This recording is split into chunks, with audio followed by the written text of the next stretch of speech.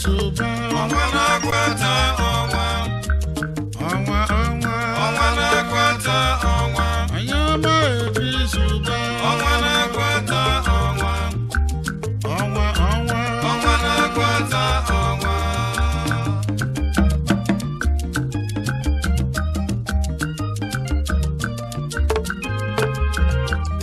ebe ụwa na-ekere m njem egwu m uga ka anyị na-eje ka ndị zụta ime oyimo Chris Uba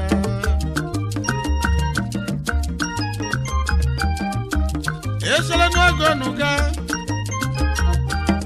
ugochinyere n'ugbo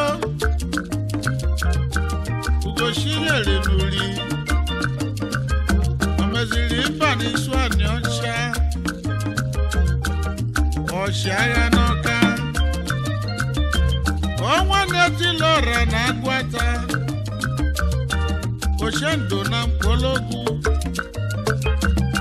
ọma ọkachie n'Enugwu ukwu otetu ike ezi Igbo oyimo Chris Uba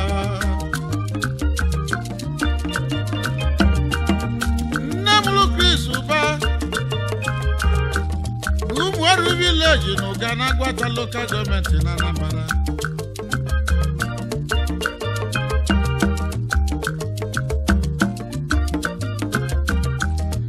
nne mụ Chris Uba n'arọ 1963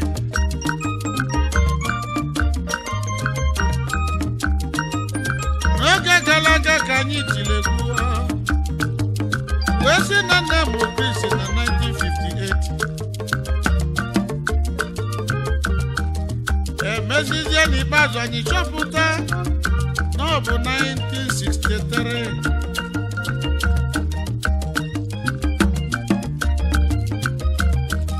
mana nkwughe ọnụ ji mụlụ nne oyimo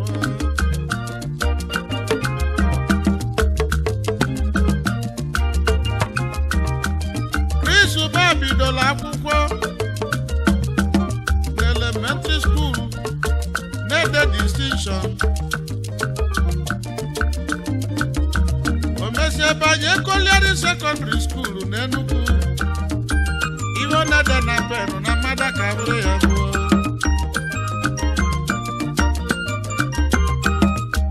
o mesiri banye Ottawa Canada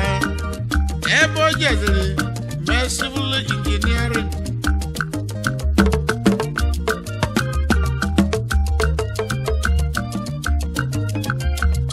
Ottawa Canada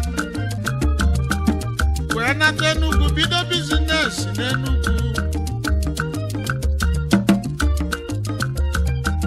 kọmpini kwulu kọmpini eji malụ Chris Uba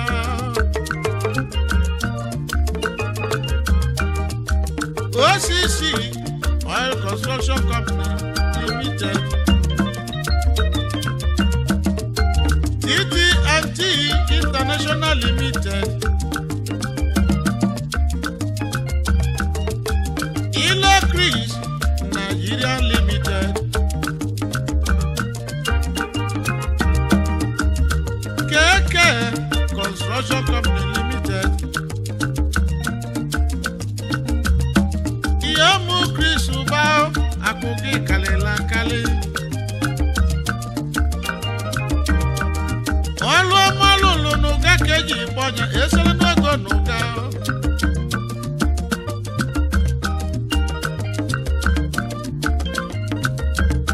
ọ gbabulu mmiri n'Ụga o jeli street light n'Ụga ndị onye le scholarship na ma kalela kali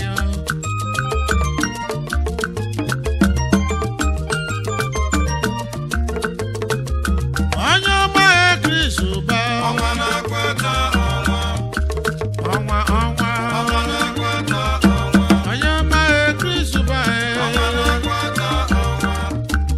ọnwa ọnwa ọnwa na-akwata ọnwa ọnwa na-etila ọra niile ọnwa na-akwata ọnwa ọnwa ọnwa ọnwa na-akwata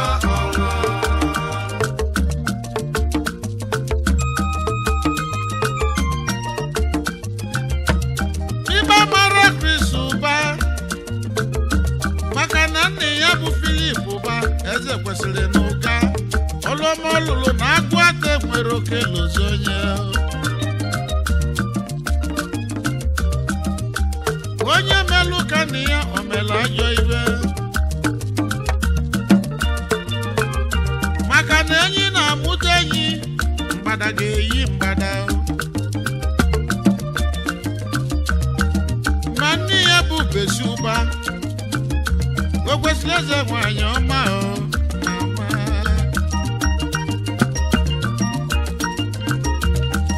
owelu narọ 1988 oyimu Chris ụba wee jewe ka nụta Gloria Ibeanya ụba o yiri di ya nwanyị ọma ibe dị iche n'isu anị ọcha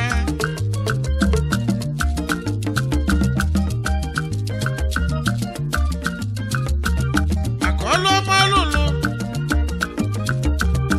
ka Chukwu ji wee si n'ọmụmụ wee kwụọ ya ugwu ya ya ka nwunye ji tụrụ ime wee mụọlị ya n'ọnya ụba nke ji ka ụba ọdara ha ụba Chidi mma ụba wee ganata mụnwa nwa ejima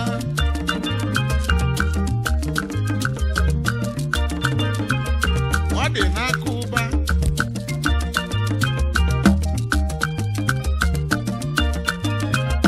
ịfụnanya ụba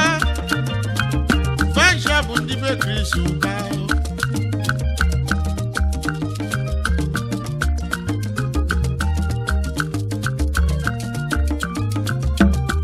ozi m ka na-eli ya ezi nwanne ya Ugochukwu ụba Commissioner for Agriculture na Anambra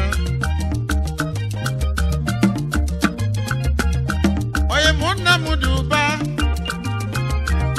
Special Assistant to President for Special Duties Imagika Chukwu ụba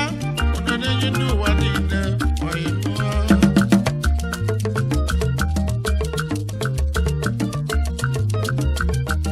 okwusi eke na n'Igbo achọwa Chris ụba n'ọnya ka anyị ji apụ ya oyibo okwusi obi ya bọọlụ m Chris ụba okwusi obi ya onye ma Chris ụba okwusi obi ya oyibe ya Chris ụba oyama okwusi obi ya esola enu ego n'ụka okwusi obi ya ugochinyeli n'ugbo okwusi obi ya ugochinyeli n'ugbo okwusi obi ya ugochinyeli n'uri okwusi obi ya o meziri mba n'isu anị ọcha okwusi obi ya ọchịagha n'ọka okwusi obi ya ọnwa na-eti lọra na agwata okwusi obi ya gbochie ndụ na mkpologu okwusi obi ya ọma ọkachie n'enu okwusi obi ya authentic Igbo okwusi obi ya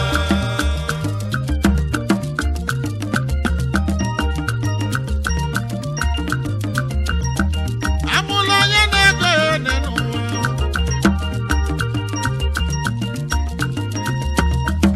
onye ọma Chris ụba ndị onye asịrị jide ka o ji nọ na-eme mma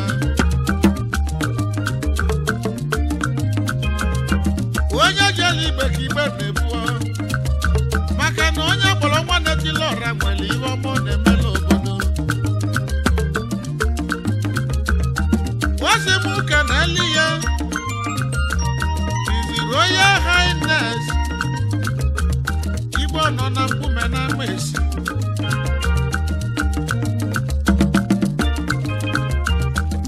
Igwe ebele ndụ agụlụ ezezugbo Injinia Godiosele Ebu Chairman Agwata Local Government ka Anambra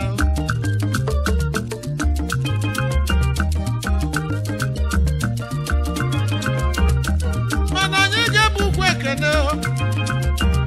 kenezie Executive Governor nke ndị Anambra Dr. C.C. Nwabani N'Uju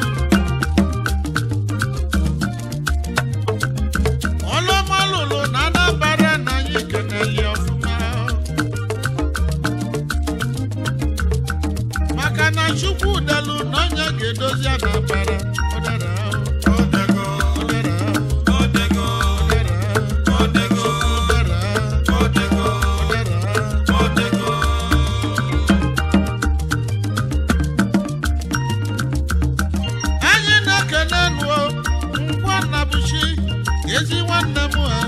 onye m ụgwọ nna buchi ọkpụkpọ atụ abụ ọgwụ onye m ọdịgade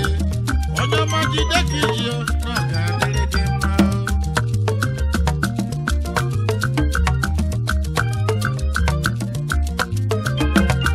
Anyị elọba ndị ọganigwe ndị obodo ji wee biri maka na nkwu dị na mba n'ọnya na-eyelu mba ndị Chief Dr. Alphonsus Obi Igbeke Ubanese nwa mama Igwe zụbọrụ ụlọ ọlụmọlụlụ na nsụgbụ eziokwu n'ọkalịla akalị oyi mụba nwa mama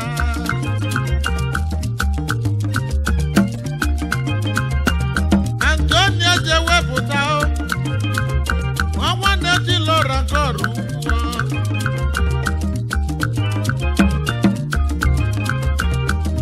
Antonia je nna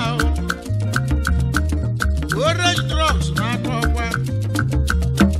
oyimo melọra n'ọlụ oyimo dịga dị ekene adịghị Ibadan ugboro ebu spika Anambra House of Assembly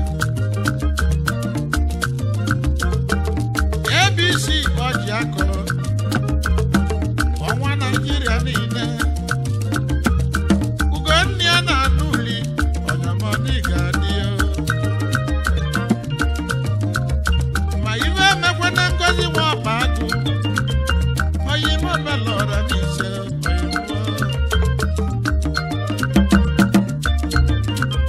Injinia Paul eri nne oge gbaa na-edo n'ịgadị ọkịja ka isi eje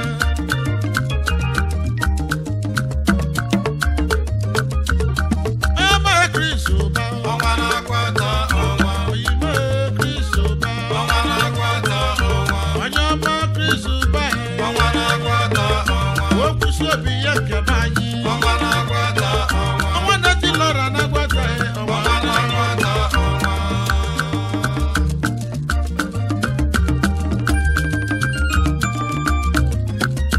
alụbadị bara eze nwanne ọnwa na-eti lọra nke Igbo kwuo Todeska nwanne ka akụ unu omelọra na bagana ekene dịrị nwata kwọcha aka n'ọlụ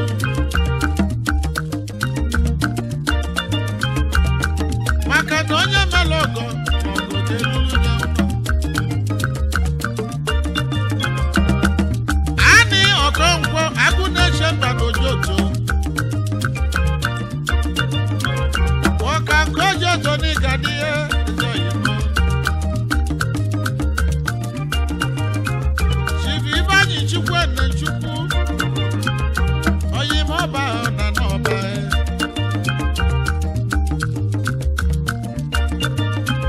ka ịgbawa anụ ka Igbo niile Michael Okeke wepere nwayọ oyimo Michael Okeke manyi lọra na Nnewi oyimo anụ ka Igbo niile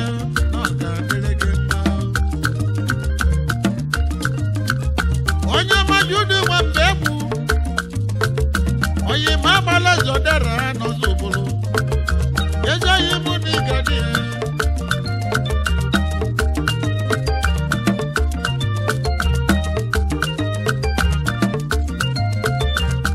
Gabriel Chukwuma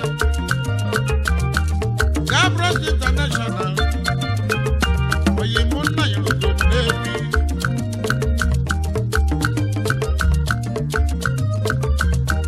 anyị na-ekene oyimo Honorable Chukwuma Zeribe Akụrụ nọ n'ihe ala dike n'ahịa nke Anambra steeti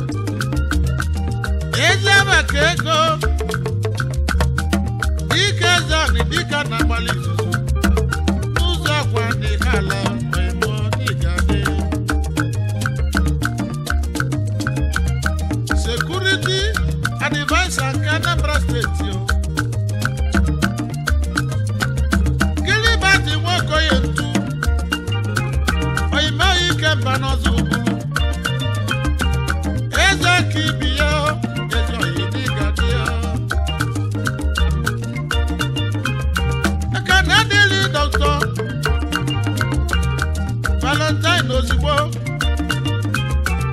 anyị na-emelụ nọrọ ugwu nwanne dị na mba n'aka ọkwa oyime eze ama n'oge chi ezigbo dị isi nwe ozigbo nwaanyị ọma ugo dị onye ọrụ ugwu ada dị ọrụ mma n'ihe ala ada n'igade anyị na-ekene ana-ene dọkịta ada n'ụzọ bụ nwa ọzọ mba n'isi ọbịa ezi oyi n'igade Matthew Okeke ide nọrọ irite Mabros International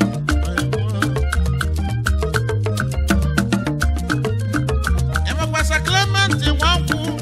dịka ozuo ome Ignatius Nwezi Amaka World Bank dị Enugu eze ego Igbo niile oyibo kedu maka Ifrem Ilonze enyi ya na bagana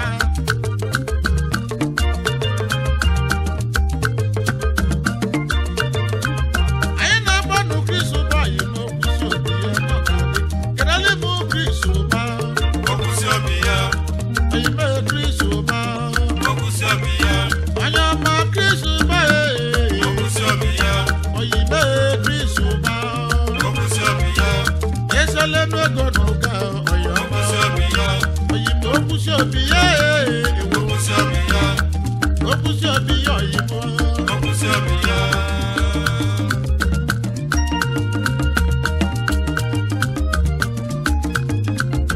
enyi kena na Emmanuel Nwude owela bagana onye ọma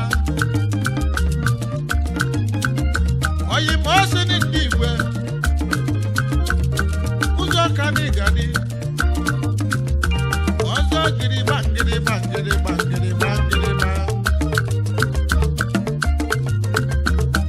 barista egwu oyibo Okoye ọzọ Igbo niile emo n'igadi chairman Anambra State Housing and Environment Committee Tony Nweze amaghị Tumabulonyi na Nsụka Mayor na Nsụka onye ukwu na Nsụka oyimo Mayor Odogwu ọ bụ egwu ụmụ nwata abụbo mmiri na-ezola ọra ime mmuleri oke bụ oyi ọma dịgade ire emena mgbe echi izu ọkụ udo eze udo dị agụleri abịawa ile kasịa dịka chikwechi na nwa dịka Chukwuma anyị kesi oyimochi na nwa tolu m Chris Ụba onye Ọnwa na-akwata ọnwa, onye ọma Chris Ụba ọnwa na-akwata ọnwa, onye ọma Chris Ụba ọnwa na-akwata ọnwa, oyime Chris Ụba ọnwa na-akwata ọnwa, eze oyimo Chris Ụba ọnwa na-akwata ọnwa, onye ọma Chris Ụba ọnwa na-akwata ọnwa.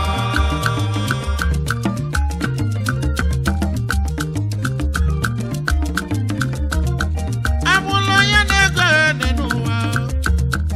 Emeka Morocco nwa mmadụ okonye ji emilo ibe onye na-eme edunyeje ibe onye na-eme mali ya rụ na egwu bụ mali marụ maka na ọ bụrụ ọbụ mere onwe m egwu n'osi na-eji wee bịa ọnụ ka eji ekwute mkpa ma aka ka eji eme eme ọ bụrụ ibe eji ọnụ eme na nwoke aka kọzi ibi ya aka o nwere ibe anya eji akpọ Chris okwusi obi ya ọlụ m Chris Ụba Okwusi obi ya, onye ọma Chris Ụba okwusi obi ya, oyibe Chris Ụba okwusi obi ya, esele n'ego n'ụga okwusi obi ya, ugochi nyere n'ugbo okwusi obi ya, ugochi nyere n'uri okwusi obi ya, emeziri mba n'isu anyị ọcha okwusi obi ya, ọchịagha n'ọka okwusi obi ya, ọnwa na-etiri ọra na gwata okwusi obi ya.